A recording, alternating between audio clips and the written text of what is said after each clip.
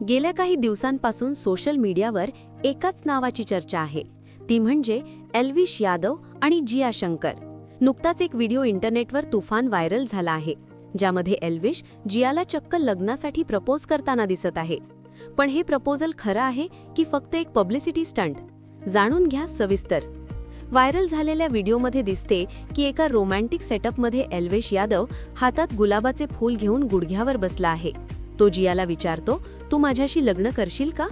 त्यावर जिया कमालीची लाजत हो म्हणते आणि दोघेही एकमेकांना मिठी मारतात.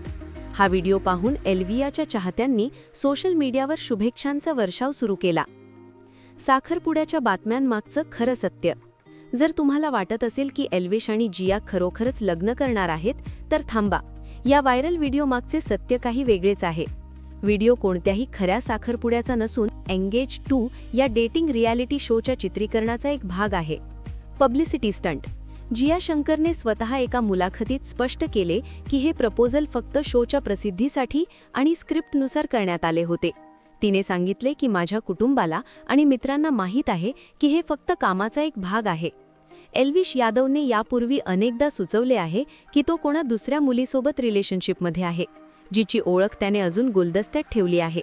त्यामुळे जियासोबतचे त्याचे हे नाते केवळ व्यावसायिक आहे.